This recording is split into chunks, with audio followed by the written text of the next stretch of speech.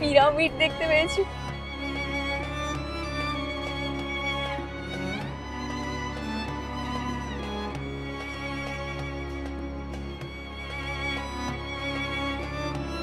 পিরামিডের ভেতর ঢুকেছি, 5,000 বছর আগের ওটিতে এখন ঢুকবো। অক্সিজেন প্রচন্ড ডেফিসিয়েন্সি, এইভাবে কেন টুরিস্টদের লুটছে। আমি অলমোস্ট লেগেছিলাম, পারবো না উপরে। এন্ট্রি নিচ্ছি খুফুর পিরামিডে। একটাই রাস্তা, সার্জারি ইনস্ট্রুমেন্ট ইউজ করতে। এই সেই coffee. Hey guys, this is Chandrima. This is Somyo. Welcome and welcome back to Our another another blog. এবং সকলকে ফারাও মমি পিরামিডের দেশে স্বাগত। Welcome to Cairo, Egypt. ব্লগটা তাহলে বুঝতে পারছো কি এক্সাইটিং হতে চলেছে। কোথাও যেও না, কিচ্ছু মিস করো না। ইতিহাসের বইয়ের পাতা আজকে জলজ্যান্ত হয়ে ধরা দিয়েছে, তার সমস্ত শিহরণ শেয়ার করব তোমাদের সাথে। তার সাথে থাকতে হবে কিন্তু, আর বলতে হবে কেমন লাগলো। Good morning from downtown Cairo. আমাদের এখানেই অ্যাপার্টমেন্ট, নিচে নেমেই কনসুলেট এরিয়া, তার পাশেই আছে আল আঘা। হ্যাঁ, এই ওয়ার্ডটাই শুধু ইংলিশে লেখা আছে, পড়তে পারছি, বাকি কিছুই ইংলিশে লেখা নেই। আমাদের ওখানে যেমন ধরো কি বলবো, কেএফসি বা দুবাই আলবেকো আছে, সেই টাইপেরই। এবং খাওয়ার দাওয়ার এই মেনুটা কি আমরা ছবি দেখে অর্ডার দিয়েছি, সমস্ত কিছু অ্যারাবিকে লেখা, কিছুই বুঝতে পারছি না। আর এটা হচ্ছে চিকেন শর্মা আছে। এবং এই মেনুটা আমাদের দুবাইয়ে যেটা ওই অ্যারাবিক গ্রিল প্ল্যাটার পাওয়া যায় না, এক্স্যাক্টলি ওই রকমই, একটু 19-20 ভাতটা মানে রাইসটা শুধু এক্সট্রা আছে। তো আমাদের একটা জিনিস দেখাই, আমাদেরকে কাটলারির কিট দিয়েছে, তার মধ্যে না একটা গ্লাভস আছে প্লাস্টিকের, মানে হাতে পরার। হ্যাঁ, পিছনে যে আঙ্কেল বসে খাচ্ছেন না, উনি না দেখলাম, মানে এটা দেখে আমি বুঝতে পারলাম ওই গ্লাভসটা উনি পরে খাচ্ছেন। এনিওয়েজ চলো এখন এটা তাড়াতাড়ি ফিনিশ করি, দেখা হচ্ছে পিরামিডের। এই হচ্ছে কায়রো শহর, আর এই হচ্ছে আমার বর, আর এই হচ্ছে আল আঘা, ওই তোমাদের বললাম যেরকম যেখানে আমরা খেলাম। আমিও এখন দাঁড়িয়ে আছে উবের বুক করে, আমরা যাব গিজাতে। তার জন্য কনফার্ম হয়েছে। হ্যাঁ, উবারে কনফার্ম হয়ে গেছে বুকিং, জাস্ট 1 মিনিটে চলে আসবে। উবার এখানে প্রচুর সস্তা, একটু ল্যাঙ্গুয়েজের ব্যারিয়ার থাকে, কারণ যে গাড়ির যে নেম প্লেট, নাম্বার প্লেট, ওটাও অ্যারাবিকে লেখা থাকে, ইংলিশে থাকে না। আমাদের কিছু ক্যাশের দরকার ছিল, তাই আমরা মিনিটখানেক সময় পেয়েই এটিএম থেকে ক্যাশ তুলে নিলাম। আর এই দেশের এটিএমগুলো দেখো, ঠিক রাস্তার ধারে এরকম ছোট ছোট কেমন টেলিফোন বুথের মতো।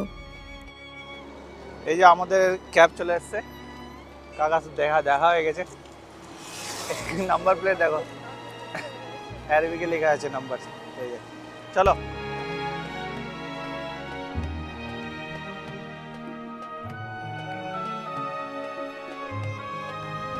এখন আমরা পিরামিডের পথে, আর চারপাশে এটা মার্কেট, এদের ছোট ছোট ছোট ছোট দোকান, কিন্তু এখানের একটা ইউনিক ব্যাপার হচ্ছে বাড়িগুলো কিন্তু সব সেম কালারের, সব স্যান্ডস্টোন কালারের বাড়ি। বহু পুরনো বিল্ডিং, যেগুলো যা দেখছো মানে আমি জানি না, মানে 100 বছরের পুরনো তো অবভিয়াসলি, প্রত্যেকটা বিল্ডিং দেখেই মনে হচ্ছে। তার সাথে পুরো শহরে যেটা লাগছে, একটা মরুভূমির মধ্যে একটু ধুলো ধুলো ব্যাপার তো আছেই।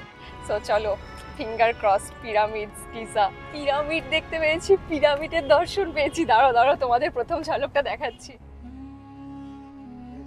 ইতিহাসের পাতায় আমরা পড়েছিলাম পিরামিড, মমি, ফেরাওস, স্পিংস, আর সেটা এখন সামনে এই দেখতে পাচ্ছি, মানে কি যে অনুভূতি, একটা ইমোশনাল হয়ে যাচ্ছে। আমি এত মানে ঘোরাঘুরি করেছি প্রায় 18-19টা দেশ, কিন্তু এটাতে একটা নেক্সট লেভেলই একটা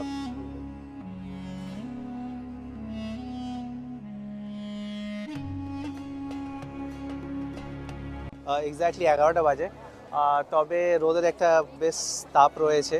তো যাই হোক, আমরা এই যে টিকিট কাউন্টারের সামনে চলে এসেছি, টিকিটটা নিয়ে তারপরে তোমাদের দেখাচ্ছি কত কি পড়লো, সব জানাবো। ব্যাকগ্রাউন্ডও দেখতেই পাচ্ছ, আসছি তাহলে।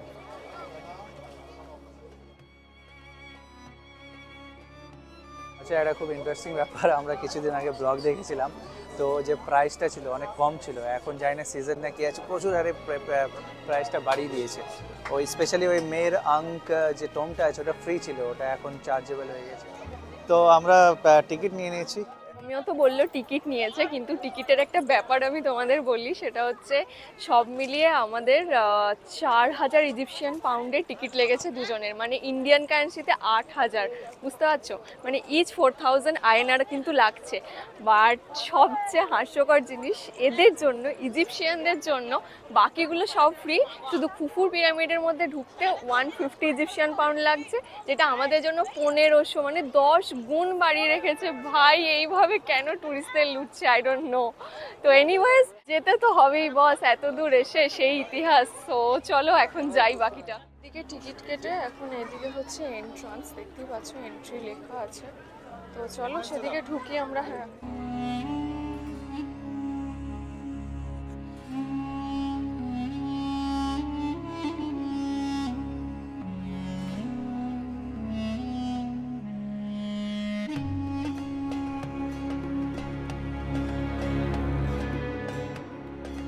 আমরা দাঁড়িয়ে আছি 5,000 বছর ইতিহাসের সামনে। এটা হচ্ছে খুফুর পিরামিড। তো এখন আমরা ওর ভিতরে ঢুকবো। সেই যে হায়ারোগ্লিফিক লিপি, ক্লিওপ্যাট্রা, মমি, পিরামিড, স্ফিংস, এই সমস্ত, নো থ্যাংক ইউ, এই লোকটা না খুব ডিস্টার্বিং, খুব অ্যানোয়িং। তো এখানে তোমরা দেখতেই পেলে, এখানে মেন হচ্ছে স্ক্যাম থেকে ভীষণভাবে সাবধান থাকতে হবে, ঠিক আছে। সমস্ত মানে এই যে স্কার্ফ বিক্রি করছে বা ছুটকো ছাটকা ঘোড়া টানা, তারপর উট যা আছে, এদেরকে সমস্তভাবে ডিনাই করো। এটা হচ্ছে প্রথম সাজেশন। ব্লগটা শুরু করতেই তোমরা দেখতে সেই গল্পটা বলি। খ্রিস্টপূর্ব প্রায় 3,000 বছর আগে এই পিরামিড তৈরি, এবং এর উচ্চতাটা আমি জানি না, এর কাছে আমাকে কতটা লিলিপুট লাগছে আমি জানি না, বোঝা যাচ্ছে কিনা। এখানে দুটো রাজবংশ ছিল, একটা হচ্ছে ওল্ড আর একটা হচ্ছে নিউ।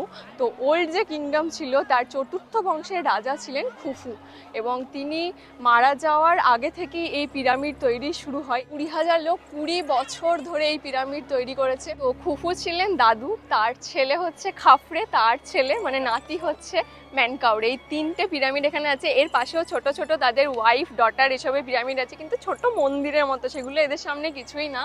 আর এই পিরামিড তৈরি হয়েছে গ্রানাইট পাথর দিয়ে। এর ওপরটা পুরোপুরি চুনা পাথর বা মার্বেলের একটা আস্তরণ ছিল।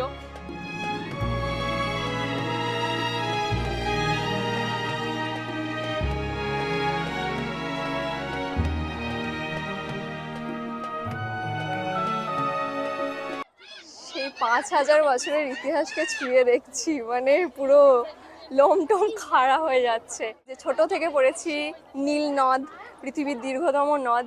নীল নদকে ঘিরে মিশরীয় সভ্যতা গড়ে উঠেছে। ছোট থেকে প্রশ্নই আসতো মিশরকে কেন নীল নদের দান বলা হয়। আর আজকে সেই মিশরে আমি দাঁড়িয়ে খুফুর পিরামিডে স্পর্শ করছি। অনেক কিছুই ছিল যেগুলো কালের গর্ভে বিলীন হয়ে গেছে, কিন্তু এই পিরামিড আজও সপ্তম আশ্চর্যের স্থান দখল করে মাথা তুলে দাঁড়িয়ে আছে। এই যে পাথরগুলো, এগুলো এক একটা ম্যাক্সিমাম ওয়েট আছে 80 টন করে, ঠিক আছে, এবং 20 টন হচ্ছে মিনিমাম। 1000 বছর আগে যখন কোনো বিজ্ঞান নেই, কোনো টেকনোলজি নেই, সেই সময়ে এটা তৈরি হয়েছে। কিভাবে কোনো ক্রেন নেই, কিছু নেই, এই ভারী পাথরগুলোকে একটার পর একটা গেঁথে 480 ফুটের পিরামিড তৈরি হয়েছে। ওয়েদারিংয়ের কারণে তার অনেকটাই ক্ষয়ে গেছে, তার কিছুটা লেন্থ ক্ষয়প্রাপ্ত হয়েছে। আর এর গায়ে যে চুনাপাথরের আবরণ তোমাদের যেটা বললাম, সেটাও ওয়েদারিং বা সব কিছুর জন্য ক্ষয়ে গেছে, এবং মানে এখন অনেকটা খসখসে টাইপের একটা টেক্সচার, সেই গ্লসি ভাবটা আর নেই। বিভিন্ন ছবি বলো বা বিভিন্ন লিপি বলো, সেখান থেকে বিভিন্ন ইতিহাস আমরা উদ্ধার করেছি বিভিন্ন সময়, যে সেগুলোকে অ্যানালিসিস করে। তো বিভিন্ন ছবি থেকে দেখা যায় এরা না স্লেজ গাড়ি টাইপের একটা গাড়ি করে একজনের পর একজন এই পাথরগুলোকে, খণ্ডগুলোকে নিয়ে যাচ্ছে। তখন পৃথিবীতে তোমরা জানো যে কৃতদাস হচ্ছে, মানে প্রথা চলছে। তবে এই পিরামিড তৈরিতে কিন্তু কোনো কৃতদাস ব্যবহারের উল্লেখ আমরা পাই না। তবে সেই সময় অবভিয়াসলি নীলনদ, তার আশেপাশে চাষবাস, সেই চাষবাসের মানে দেশ আর কি। তো যারা চাষি ছিলেন, চাষবাস বাদে যে বাকি সময়টা থাকতো, অন্য সময় যখন তাদের কাজ ছিল না, তারা কিন্তু স্ব ইচ্ছায় এই নির্মাণ কৌশলে মানে টেক পার্ট করতেন, এবং তার বদলে কিন্তু তারা কোনো রেমুনারেশন, কোনো পারিশ্রমিক পেতেন না। থাকা ফ্রি ছিল, অ্যাকোমোডেশন এবং খাওয়া দাওয়া ফ্রি ছিল, সেগুলো সব রাজকোষ থেকেই মেটানো হতো। তো এবং সেই সময় আজ থেকে 5,000 বছর আগে কাজের বিনিময়ে খাদ্যের প্রকল্প সেই সময় ইতিহাসে প্রথম শুরু। তো এই হচ্ছে রাস্তা। আমরা এখন সব থেকে যে বড় পিরামিড খুপুর পিরামিডে ঢুকছি, আর এর ভিতরে রয়েছে ওই কফিন মামিস, তো যেটা রয়েছিল এখন নেই, অফকোর্স নেই। তবে খুফু পিরামিডের একটা আছে, সেটা হচ্ছে 12টা থেকে 1টা অবধি বন্ধ থাকে, তো তার জন্য 1টার পরে যখন খোলে লাইনটা হিসাবে বেড়ে যায়।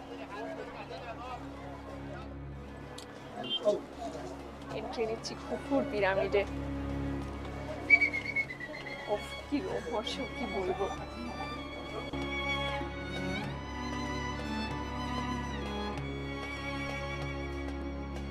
ফারাওরা মানে এখানকার যারা রাজা ছিলেন তারা আফটার ডেথ লাইফে বিশ্বাস করতেন এবং ভাবতেন মৃত্যুর পরেও একটা জীবন আছে, যে জীবনে তেনারা ভগবান হয়ে যাবে। সেই উদ্দেশ্যেই কিন্তু এই পিরামিডগুলো তৈরি। অতি দুর্গম পথ, যাদের কোমরের প্রবলেম, ক্লস্ট্রোফোবিয়া আছে, তাদের জন্য কিন্তু ভীষণ চাপ। এই পিরামিডে টোটাল 3টে প্রকোষ্ঠ আছে, ঠিক আছে? তার মধ্যে নিচের একটা, যেটা এই মুহূর্তে বন্ধ, এটাতে আমরা যাব না। এবং এটাতে প্রথম ঠিক করা হয়েছিল যে ফারাও খুফুর মামি রাখা হবে, কিন্তু না, ওপরে রাখা হয়েছিল এবং আমরা ওপরে যাব। চাপের লাগছে, জানি না, আলটিমেট সুস্থ থাকলে সেই সবজি জানাচ্ছি তোমাদের। আরামসে দেখে পুরোটাই এরকম অবস্থা। তো প্রথমেই আমরা উপরে উঠছি, দেখতেই পাচ্ছ এই একটাই রাস্তা, তার মধ্যে মানুষ উপরে উঠছে নিচেও নামছে, ভীষণই সাংঘাতিক অবস্থা। আমি সাজেস্ট করবো ওই ম্যানকাউরে দেখে চলে যাও, একদমই এসো না। হোমিও লিটারেলি এর মধ্যে অসুস্থ হয়ে গেছে, তো কোনো রকমে আমরা যাচ্ছি ওপরে। মানে লিটারেলি দেখতেই পাচ্ছ একদম সরু প্যাসেজ, যেখানে একজনই যেতে পারে না, তার মধ্যে দুজন। ভগবান জানে কোন বিশ্বাসে এরা এসব বানিয়েছে। আবার এখানে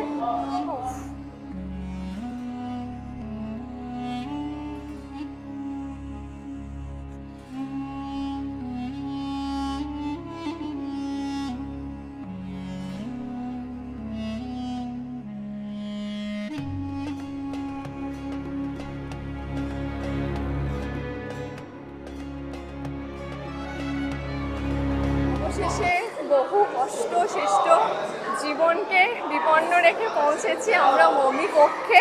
আর পিছনে প্রচুর লোকজন, দেখিয়ে দিচ্ছি তোমাদের। সেই কফিন, স্টোনের কফিন, যা পরিচিত মিশরের ইতিহাসে সার্কোফ্যাগাস নামে, কিন্তু তার মধ্যে মমি নেই। মমি উধাও, খুফু উধাও। তবে অবশ্যই একটা অন্যরকম ফিলিংস, ওটা টাচ করে মনে হচ্ছে এর মধ্যে মমি ছিল, ফুফু ছিলেন এবং তার প্রয়োজনীয় সমস্ত পছন্দের জিনিসপত্র, তার সমস্ত মূল্যবান দ্রব্যাদি, কিন্তু সেগুলো পরবর্তীতে চুরি হয়ে গেছে। দুঃখের বিষয়, তবুও যেটুকু আছে ইতিহাসের জন্য অনেক। আর আমাদের মতো ট্রাভেল লাভারদের জন্য কিছু বলার নেই, আর কি বলতে পারছি না। অক্সিজেন প্রচণ্ড ডেফিসিয়েন্সি, ঘামছি বাইরে, যে লেভেলের ঠান্ডা এখানে সেই লেভেলের গরম। বেশিক্ষণ থাকবো না, চলো বেরোই এবার। প্রাচীন মিশরীয় রাজা তথা ফারাওরা মৃত্যু পরবর্তী জীবনে বিশ্বাসী ছিলেন, আর সেই বিশ্বাসেই এই অতিকায় পিরামিড তৈরি।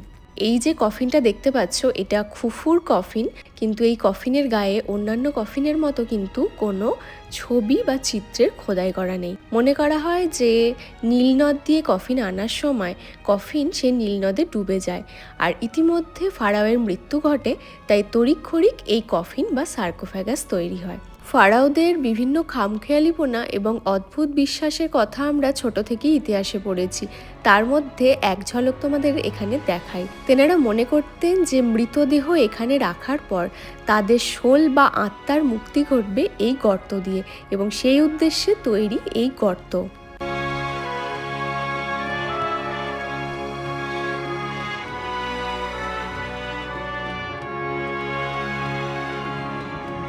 একটা সময় আমি অলমোস্ট লেগেছিলাম পারবো না উপরে যেতে। হ্যাঁ, আমি ভয় পেয়ে গেছি। সত্যি থ্যাংক গড মাঝখানে একটু দাঁড়াতে পেরেছিলাম।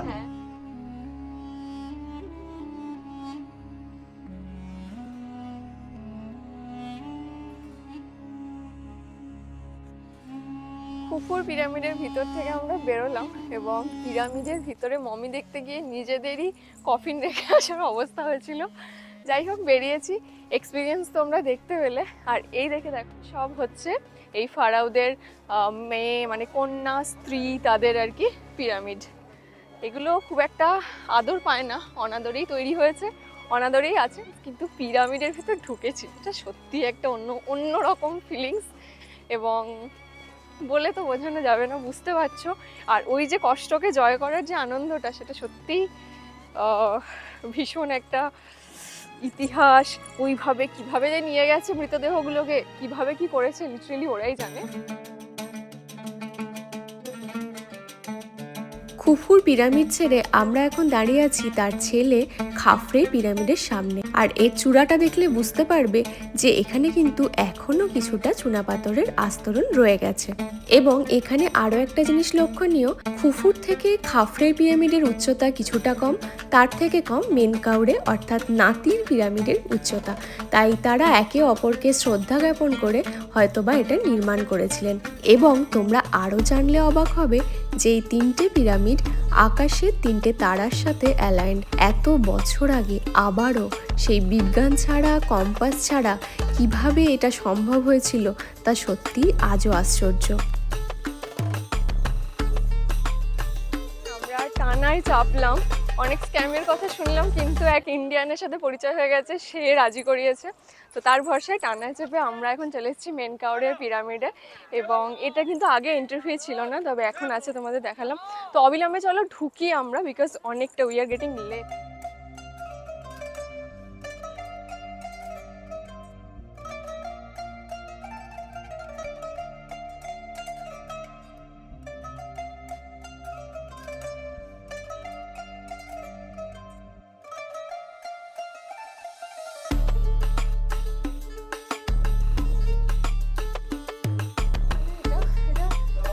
বিশাল বড় অ্যাডভেঞ্চার, এভারেস্ট জয়ের চেয়ে কম কিছু নয়। তো আবার এখানে একটা রেস্টিং এর জায়গা পেয়েছি, তাই অ্যাটলিস্ট স্ট্রেট দাঁড়াতে পেরেছি, এখনো যাবো।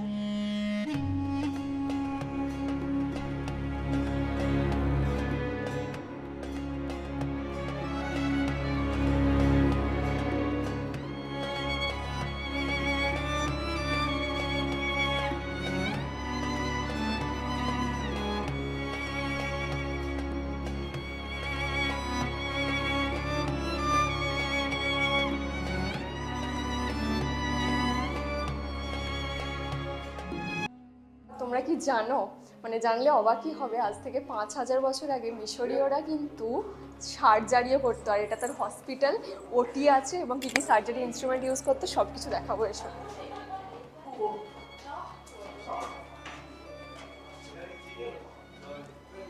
হ্যাঁ, এখানে পেশেন্টকে জল দিয়ে ডিসইনফেক্টেন্ট করা হতো, মানে পুরোই আমাদেরকে যেরকম ওই আমাকে দেখাও, আমাদের যেমন এখন ওই অটোক্লেভে জামা কাপড় পরিয়ে দেয় তারপরে ওটিতে নিয়ে যাওয়া, এটা অটোক্লেভ ছিল তখনকার। আর এটা নাকি এখানকার ওটি ছিল। আই ডোন্ট নো পেশেন্টকে এর মধ্যে কীভাবে ঢোকাতো, but it's scary as well as it's adventurous. একটা পেশেন্ট যার ওটি হবে, অপারেশন হবে, কীভাবে নিয়ে যাবে? এনিওয়েজ চলো দেখবো এসব।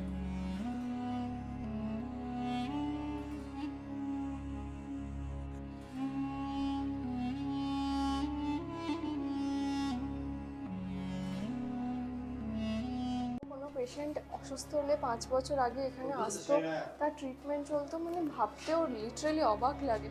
এদিকে একটা পেশেন্টকে শোয়াতো, ওদিকে একটাকে শোয়াতো, নাকি আউট পেশেন্ট ডোর। আমরা 5000 বছর আগের ওটিতে এখন ঢুকবো, যেটা ঢোকাটা ভীষণই কষ্টসাধ্য, কিন্তু চলো দেখতে তো হবে 5000 বছর আগে মানুষের ট্রিটমেন্ট কী করে হতো, কী করে সার্জারি হতো, কী কী ইনস্ট্রুমেন্ট ইউজ হতো। মাই god, it's more scary than pyramid entrance. প্রচন্ড ধুলো, সাবধানে। হ্যাঁ, oh my god, don't look at the hole, guys. এই এদেরকে কালকে আমরা এয়ারপোর্টে দেখেছিলাম, how dangerous it is. এইভাবে কি করে কোনো মৃতপ্রায় বা যার সার্জারি প্রয়োজন এরকম পেশেন্টকে নিয়ে আসতো, লিটারেলি জানা নেই নাকি তখন অন্য কোনো টেকনোলজি ছিল যা হয়তো আজকের আধুনিক প্রযুক্তির থেকেও বেশি কিছু, সত্যি জানি না। But okay, what is inside, কিছুই নেই।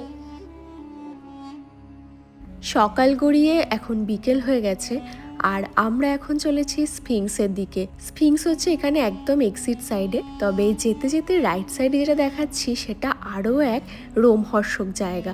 সেখানে তৈরি হতো মমি, আর এই মমি তৈরির পদ্ধতিও ছিল ভীষণ রকমের শিহরিত হয়ে ওঠার মতো। সেই গল্প আমি তোমাদের পরের ভিডিওতে বলবো। এখন আমরা চলে এসেছি স্ফিংস সাইডে। মানুষের মাথা এবং সিংহের ধর সমন্বিত এই মূর্তি ডিনোট করে কোনো এক প্রাণী যার বুদ্ধি মানুষের মতো তীক্ষ্ণ এবং সিংহের মতো বলশালী। আর এই স্ফিংসের মুখ ফারাও খাফরের মুখের আদলে তৈরি বলে ধারণা করা হয়।